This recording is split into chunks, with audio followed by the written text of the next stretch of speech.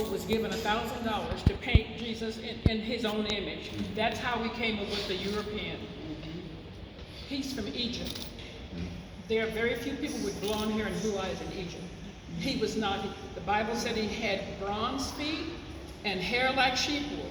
He was African. But I thank you for bringing that out, and now you'll see it more on Facebook, other artists that are bringing out really who he was and helping our history. Because of gentrification and urban removal, you used to be able to say that's where some of the location. The church was there. Now it's a condo, and you can own your own. It's on Skidmore and right before Albina for $400,000, beginning at $400,000. This is what's happening in our community. On that calendar, you're going to see some historical landmarks. You're going to see Citizens Cafe, places that used to be where we used to be able to hang out and buy black and white bleaching cream. Anyway, that's what they had in that time. But it's all on that calendar, so I would invite all of you to have a trip down history, living history, and because of you, I feel like shouting right now. All right. And I'll say also, just real quick, if I may, that the reason that I became a member of the Nation of Islam, I work for the Student Nonviolent Coordinating Committee down south in Arkansas, and in the many areas that we visited, and we went to Atlanta every now and then. That's where I met up with John Lewis and Julian Bond and people like that. And a lot of folks don't know that Harry Belafonte, he was stoned down all the way. And when we visited New York, he had a big building on Broadway, at 100 West Broadway, and you could stay there. Any place, any SNCC facility, it was a freedom house. So you could stay there free when you were there, wherever it was. And but what I found was when we and I'm gonna mention this, and you can think about it a little bit later, and I think you will come to the same conclusion that I'm bringing here, is that when we were living in a segregated society, and Stuttgart was no doubt about it, even railroad tracks and everything. We did everything for ourselves. Stuttgart High School and Forest City High School in upper state Arkansas had no library books in the library. They had in Stuttgart, the year I was there, in 65, into 66, but 65, the summer of 65, they didn't even have a practice facility. They had won the state championship, black schools, but they were so good that finally the white school district there in Stuttgart High School offered them, asked them to practice on their field. They even had to go to another town to even practice. And these guys and the women, the guys from the football team and the local women, and there was a preacher that let us use his church as a freedom school. And we did, little English classes, and I got started with a play, Come Next Summer by James Baldwin. I think, The Fire Next Time. Come Next Summer was where I met in San Francisco, where I met Bobby Seale. He was acting in that. I was with Black Arts West Repertory Theater. But the Nation of Islam, when the integration thing, they couldn't hold things back anymore, then they wanted to use the reasoning, the rationale that if only our children went to school with white children, and I was against busing. I even did an editorial cartoon that was anti-busing. That Islam, if they have a better chance, because they'd have better facilities, they would have better, and all that. But when I mention a library that doesn't have any books, just outright from the same government that they were paying taxes to and working, that's how it was. I was there for equality. And I believe that any integration that happened should happen on its own. But do not destroy, which we assisted in doing because some of us didn't realize what we were doing. Instead of building up black businesses, building up the schools, demanding that, I just wish that Martin Luther King, and I'm not being critical of him, he was a great man, he brought the world attention, but he forgot to ask for reparations and to demand reparations. You listen to this is how I think, I'm not used to people agreeing with me necessarily, but that's how I felt, with all the respect that he's due. I put my life on the line too. None of us planned to be blown away. And when I got off the bus and the Greyhound, when I chose to go to Stuttgart because nobody else wanted to go there, it was the seat of the White Citizens Council, and I wasn't sure I was going to take some ass whoopings.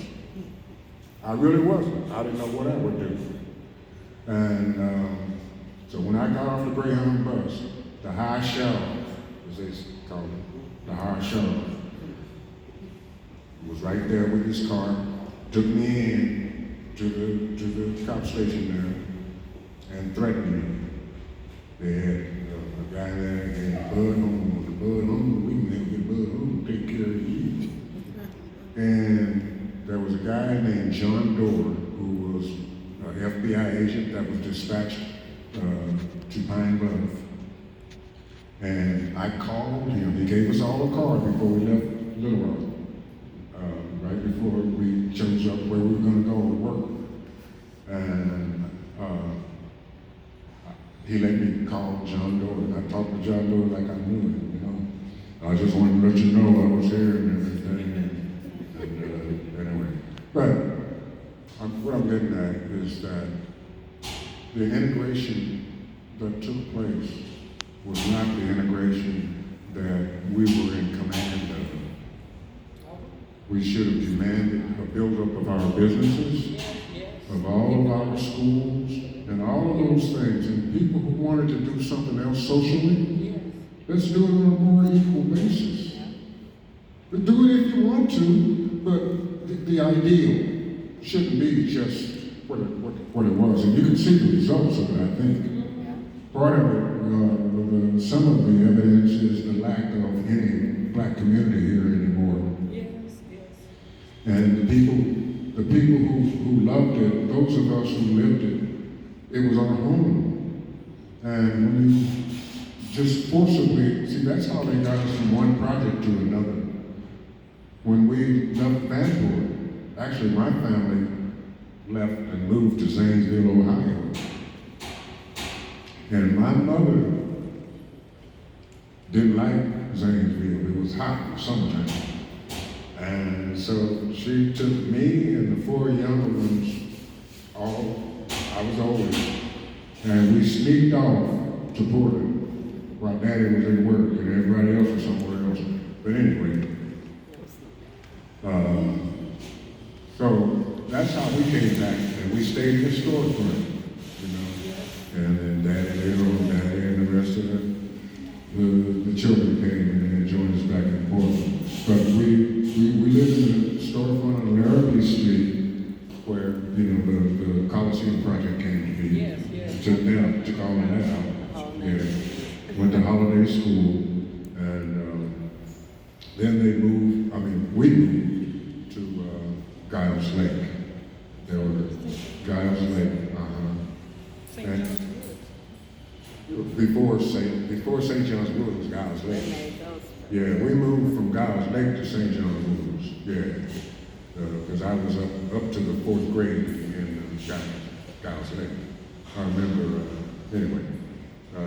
But they had us more or less segregated there too, even the housing projects, So I don't remember the kind of Vanport that some people have spoken of. And we didn't see Paul Robeson, who was there, performed there at the community center that December of 47, before the flood. But we had just gotten there and so forth. So, So, anyway, the Nation of Islam, that was what attracted me to the Nation of Islam.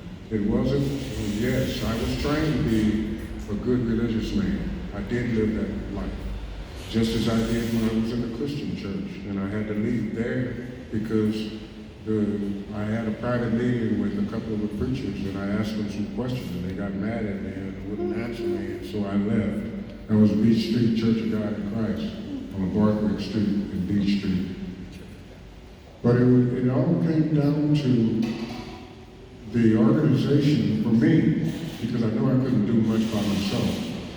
The organization that was offering an economic plan for us, and that moreover had the Honorable Elijah Muhammad had a sight job that he was doing on white America. Some people that when you demonize people for their features, that's what was happening with us. And all of a sudden, it was the Honorable Elijah Muhammad. Not all of a sudden, they've been doing it for 30 years, since 1930 anyway. Blue-eyed devil, all these kinds of things, And so now, and the supremacy, a kind of black supremacy, that was an antidote to the submerged station that we were in. But more than anything else was the economic plan for me. Muhammad Speaks newspaper was the only newspaper, and it was the hardest thing, we used to say it was the hardest thing to sell in America. Even a lot of black folks. I remember when somebody came up on our porch, and I was visiting my mother, and she chased them off the porch, when they knocked on the door. Who are they? They're black Muslims, I was called a black devil, and I wasn't even trying to sell paper to this woman, And, but I could see the reporting was so good. The editorial cartoons were so sharp and so good. And color, the first color that you saw, I think the first.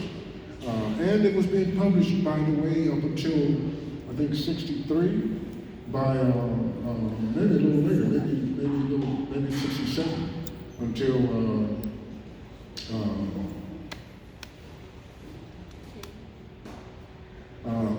Al-Hajj Malik Shabazz, that some people still call Malcolm X, even though you'd be insulting him if you call him Malcolm X. So that's why I call him by his name that he earned. He changed the paper, but there was a white publisher all the way up to the end. And there were white people even here in town. I sold one Muhammad Speaks for $100 to a guy who owned the cleanery over there in the Hollywood district, because they loved the economic program and what we were doing and what we stood for. Because we did not attack white people, but we were ready to fight.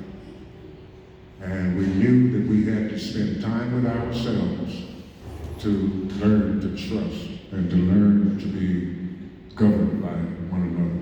Anyway, and that was so me and their father, my niece and nephew, the father, my brother Khalid, we were two of the founders of the lost number 62 here. And anyway, that was, and we had land, we bought up land. That was the Honorable Elijah Muhammad. He had the first a concrete reparations plan. All they wanted was four states in the South. Four states. And we would set up our own government, so on and so forth. That used to be on the back page of Muhammad Speaks newspaper. And so we had farms. We bought up farms. We had Muhammad's Universities of Islam, where you could learn. I mean, these students came out of there. Almost all of them went to college, and almost all of them excelled. We had shipping, national shipping industry. We raised cattle, and people cut barbed wire fences and poisoned our cattle in Georgia and We were importing whiting fish from Peru, from some of the purest waters on the planet. And within a year or two, we were the biggest importers in the whole United States. And Kissinger personally told the Peruvian government if you didn't cut that with us, they were going to cut their state aid or whatever it was at the time. So I'm just saying, we did some very beneficial, we had educational benefits. The Delphonics came here for a benefit, Cool in the Game, and Cool, and his brother, and your dad was the one hooking up all those people. He loved to hook up things where we could eat and all of that. Yeah, we had educational benefit over there at that hall that now Kaiser owns on Interstate. Yeah, I mean, he was really, really good. He was an officer, and he was a captain for a long time. So, and the secretary for the most. But we did some real good things. We had a march one time against prostitution. Got a parade permit and everything. And you know we couldn't get one other religious leader to go with us. Yes. They wanted to make sure that we protected the rights of sex workers, that's why I'm here. Okay, so Isaka basically is saying that fellowship is not assimilation, right? We don't need to assimilate with people in order to be fellowship or to live in the same country. And we do need to be able to develop and to build our own dreams, but there does need to be reparation, because when you sow, you invest your life, generations of your life, and when we are now revealing that on the record we were exploited, we're being commoditized, there's policy that adds to the injury of discrimination and violence against us, and then they still call it equity. In accounting terms, equity is a return on investment. So if someone's making money off of you being oppressed, and they're able to undermine your humanity by calling you at risk or disadvantaged or marginalized or a minor priority, and they might use the word minority, then their devaluation of who you are only exists if you die. And legitimately on the record, that's who we are in this country. We're no good unless we're dead or oppressed or marginalized. And so when we talk about reparations, it's to put ourselves and to take our bodies off of the table and to start negotiating upwards. And not to wait and not to bend and not to be supervised, managed, or developed by anyone. We need to have the same access, and especially to art in our communities, as anyone else. And we don't need handlers. And we don't have to manage some way to make the grant process, or if we choose to do grants, some of us choose not to. But if you go through the process, you don't have to worry about your intellectual property being taken. And then there's this whole process about giving your intellectual property to someone that has never lived your experience, that gets to put a value on the opportunity for you to build your concept. Like, all of that is over. When we talk about Isaka Shamsud-Din Day being inaugurated on Juneteenth in reparation, that means it's over. Like, time's up, all of that. And things will change. It's a new day, and we've shown that through this calendar, and we'll continue showing through our commitment to Isaka and his work. And I hope, my thought is that before the end of this month, the Isaka calendar is sold out. There were only 1,000 prints made. So please go home. If you checked in today, if you took pictures today, let people know, encourage them that there's the one chance to get this. I've been selling them by the boxes. I'm telling everybody, if you're not buying a box, you're really losing out on an opportunity, because if you really want equity and all that return on your investment, well, go on and hold on to it for a while. Support Isaka, buy it now, get him to sign it, hold on to it, commit it to a library, put it in a museum, add it to your collection. But it shouldn't be volunteer work to share your experience in this country when we need that work to make sense. I'm thankful for what you brought to the table for me to send these babies home. Let's get you to be sure when this time Mr. Isaka Day will beat me up, but we're going to do a part two, because this is the beginning of a conversation. And I want to say one last thing, and thank you all so much again, and I really do. I really do thank you.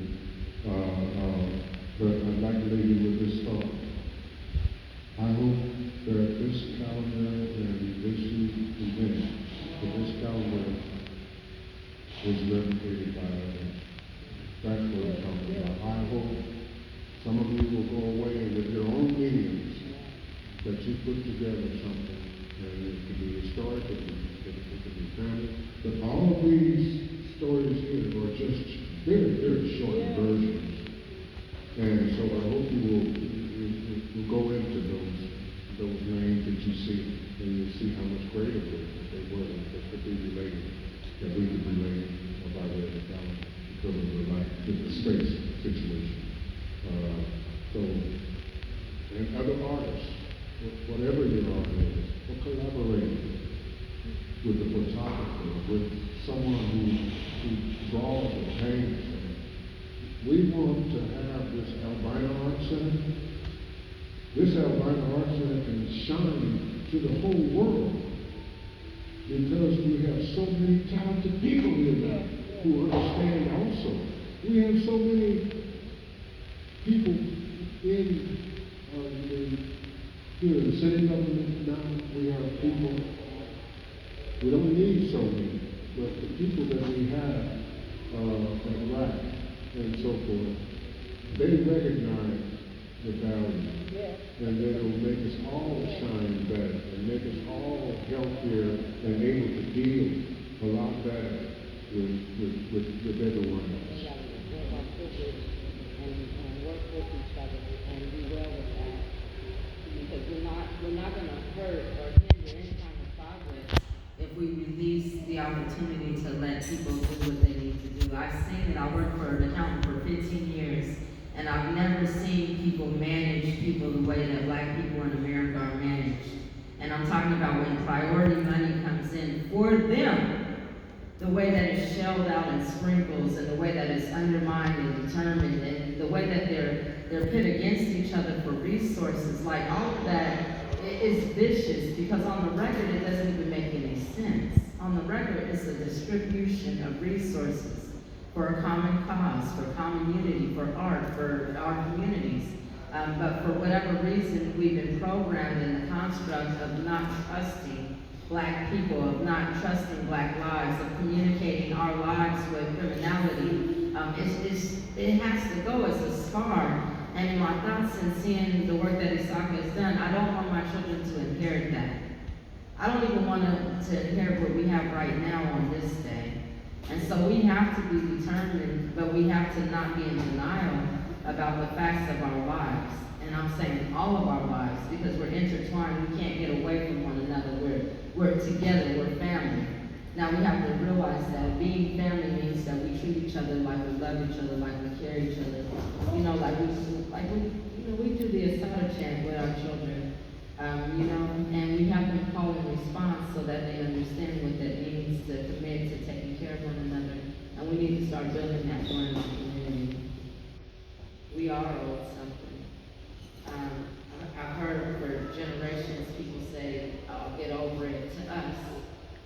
But I hear, "Never forget," to everyone else. You know what I'm saying? Even to this day, that's over. It's over. And it should be an intentional thing for all of us to make it over. And let me interrupt you for a moment. I can't get over being the repository of hidden treasure. I can't get over that. It would snuff me out. The struggle is not over. It's just beginning. So, therefore, when we are already standing on the shoulders of other people who bring these things to light. However, we are the repository of the hidden treasure. And it's time for the lid to be lifted off. And this is a good way to do that, by honoring him. But there's so many of us in the community help with the process of bringing us all out. Well, this is the thing, and we gotta be very mindful with our words. We ask for help, but we need to work together to help one another. Because Isaka came to me and I said, "Let's do it." And then we did, and our community built in the infrastructure for us to develop this calendar. And the only people that really helped us outside of the community, the bridge, and all of the different people that show up for our meetings and stuff and workshops were people that care about and invest in Isaka rest of it was just people on the ground pulling up and saying, I can do this, I can do that, and making the commitment to make sense. And we came out with a beautiful piece of art that is an actual community art project. You know, and so we can continue doing that. That just takes organizing and cooperation. We don't have to be bought and sold and pitted against each other in order to make masterpieces happen, because it's already in us. You know? So let's just do it right. I mean, he's given us the inspiration to do it right and to do it forward and to do it together. And so, you've been making me work hard. I just want to go home.